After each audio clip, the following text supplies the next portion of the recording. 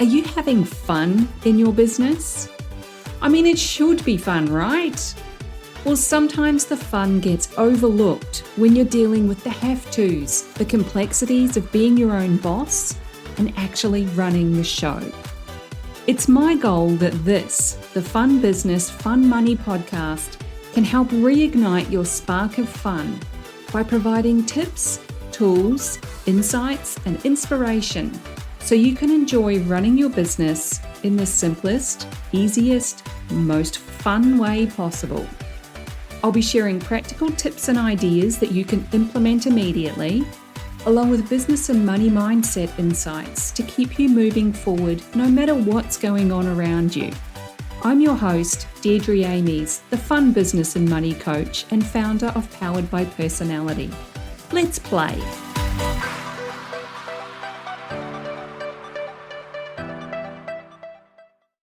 Hey there, and welcome back to the Fun Business, Fun Money podcast. Today is, of course, Tuesday, which is a longer coaching episode on a topic that is by no means a new concept. But I hope this perspective will put a new light on it if you're not operating as efficiently as you could be and you're keen to make some changes. In a nutshell, what I'm talking about is batching, which is a word most business owners associate with creating your marketing content.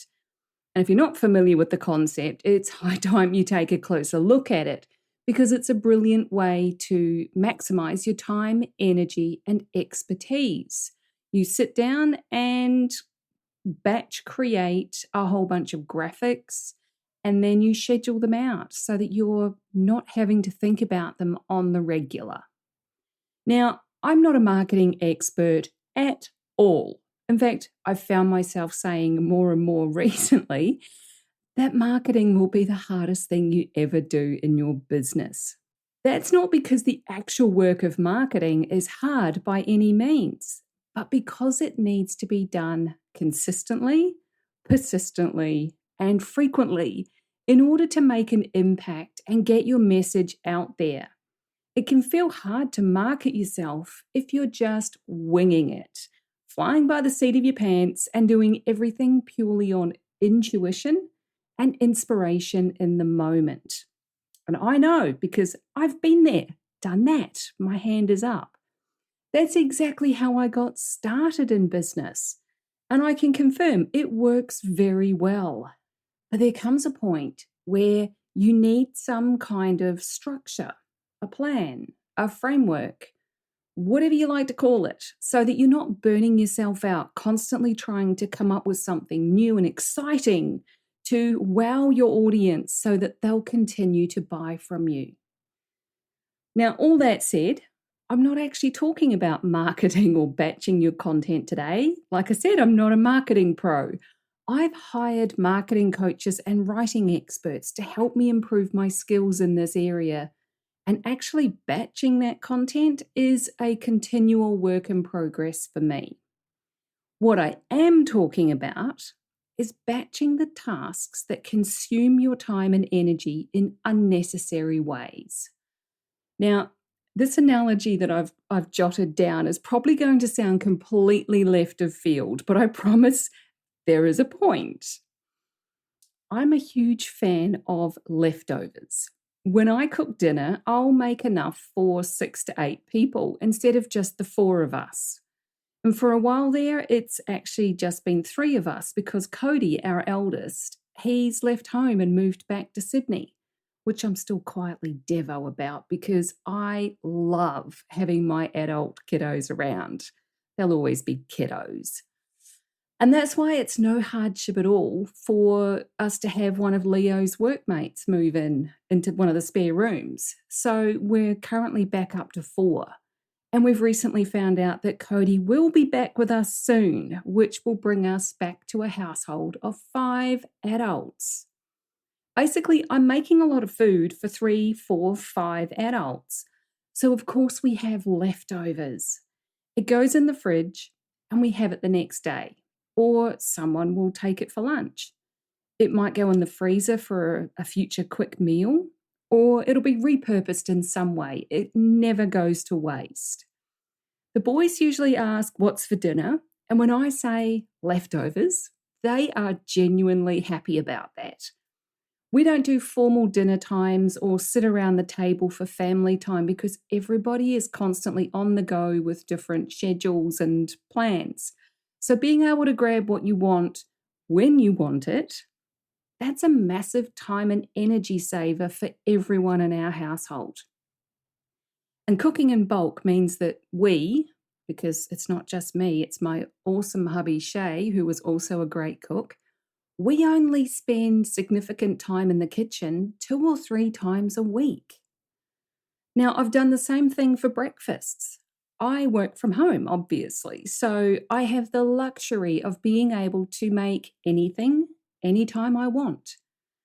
But I can't always be bothered getting everything out to make that delicious, healthy omelette as much as I love them, and it literally takes me 3 minutes to make one. So I've recently brought back an old favourite, the breakfast frittata. I crack open 16 eggs was the last one I made. I chopped up 8 slices of bacon and defrosted a couple of cups of frozen peas, corn and carrots. And I've also used leftover steamed veggies in the past, basically whatever is right there and convenient. Mix it all up, pop it into the oven, bake it with a sprinkle of cheese on top for about 20 minutes.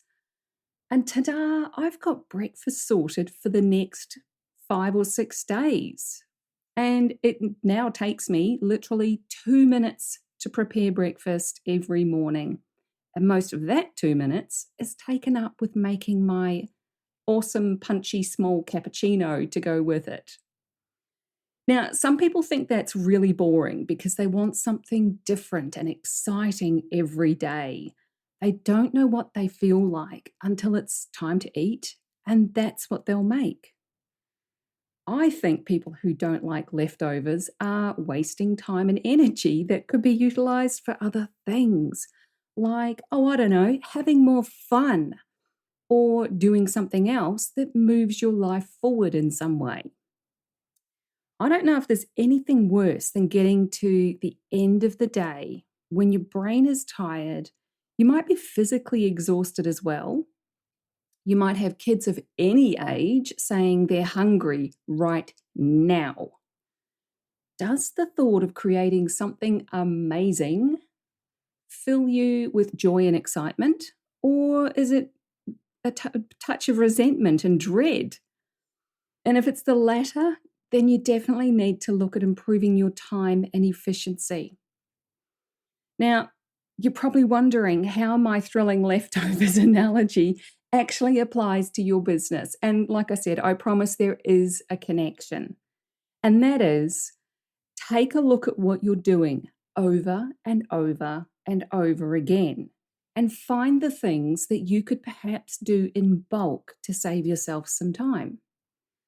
What do you find yourself doing on the regular that could be done once instead of repeatedly? What else could you be using your time for if you were to streamline this task or whatever it is? Now, of course, my default response to that is always something fun, whether that's learning something new, reading a book, going for a walk so that I can listen to a podcast, which always triggers new creative ideas for me, or getting my paddleboard out onto the water. That is what I would rather be doing than sitting at my desk doing an essential but repetitive task in an inefficient way. So look for the efficiencies. I was going to say inefficiencies. Look for the efficiencies that you can make in your business. Because in most cases, if you take a serious look at what you're doing, you'll see right away where you can make some improvements. And this is where you can apply the start, stop, continue principle to help you figure it all out. What do you need to start doing? Maybe you do need to start batching your content and scheduling it using one of the countless online tools available, and that'll free up your time and energy for other things in your business. Just spending an hour a week on this one task, that can boost your online presence and your visibility exponentially without you having to constantly think about it. Maybe you need to start prioritizing your self-care or soul care, as I like to call it. You can't serve from an empty cup and all of that. If you're a morning exercise person, get it done so that you can feel good about prioritizing yourself and your health. Make that healthy breakfast. Get dinner planned and prepped ahead of time so you can then get on with your work knowing you're not going to be ordering takeout for the third time this week. Or it could be that you need to start the course that you bought ages ago that will help you do something in your business.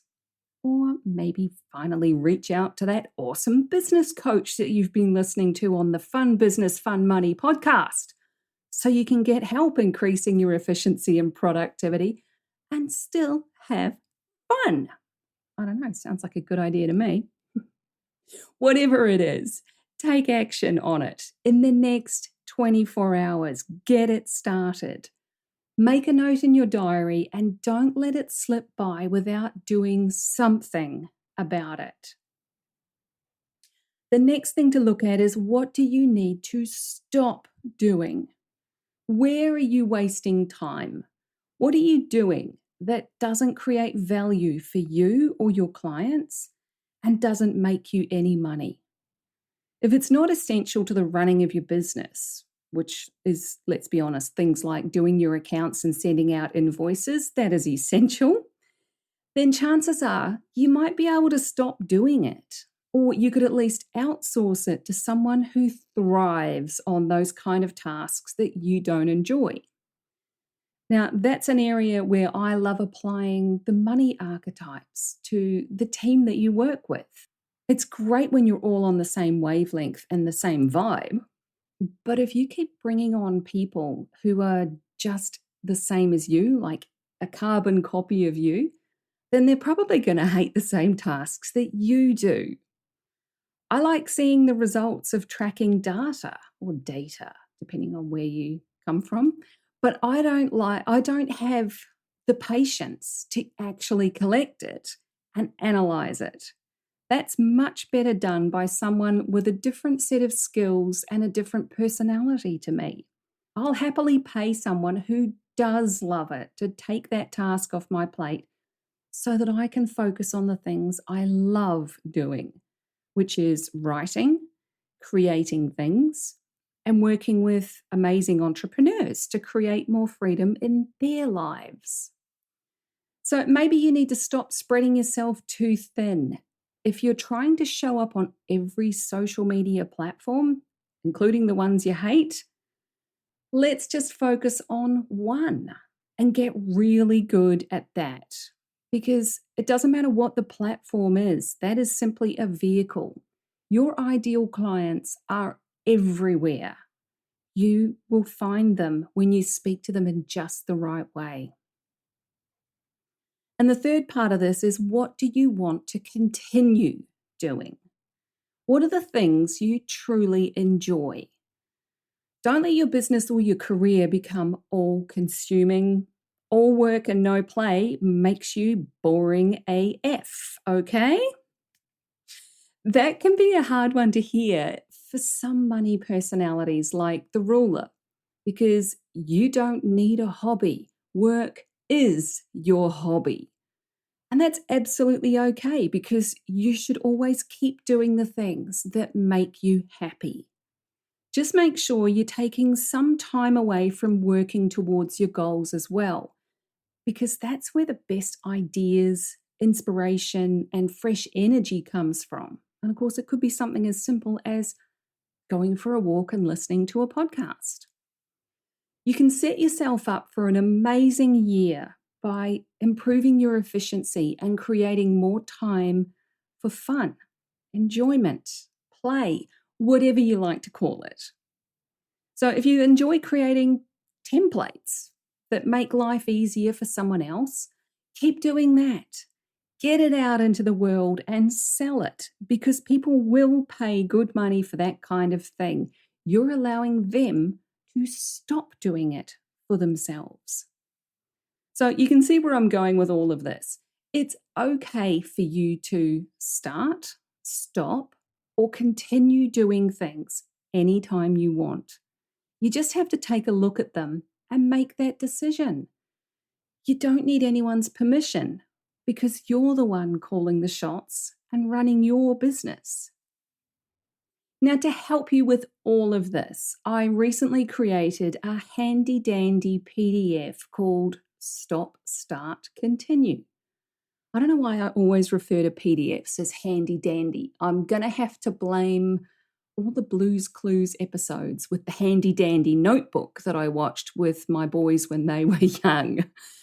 But it really is a handy dandy thing because it's got a checklist full of suggested areas of your business to review where you can maybe stop, start, or continue doing something. Whatever it is that you choose to do, it's always with the intention of making you more productive and efficient with your work time so that you can free up more fun time or play time. You'll find the link to get your copy of the Start, Stop, Continue PDF in the description of this episode and in the show notes. Now, I absolutely love hearing from people about how they're making improvements to their business, simplifying and creating more freedom for fun or whatever else it is that they want to do. So send me a DM on Facebook or Instagram and tell me what you're doing. I'm at Fun Business, Fun Money on both platforms. That's what I got for you today. Go forth and be more productive and efficient. Take care, have fun, and I'll catch you in the next episode. Thanks for joining me. If you found this episode useful, make sure you hit that follow button on your chosen podcast platform so you get the notifications when each new episode goes live and you don't miss anything. If you know someone who would also get something from it, don't be shy, share it with them. One of the best things about being a business coach for online entrepreneurs is helping them make sense of their creative ideas and turn them into a simple, clear business system that actually makes money. A client recently described me as a castle building expert. You've got the big vision and some of the building materials already, but you don't quite know how to bring it all together into a solid foundation. Then I come along and I show you the blueprint that makes sense of it all. I love that analogy. And I'd love to show you your personalized blueprint, the one that's just right for you and your clients. But I can't do that until you join Ignite, my business and money coaching program. So head on over to deirdreamies.com/ignite for all the details. Fill out the application form and let's talk about building your castle in the simplest, easiest way possible.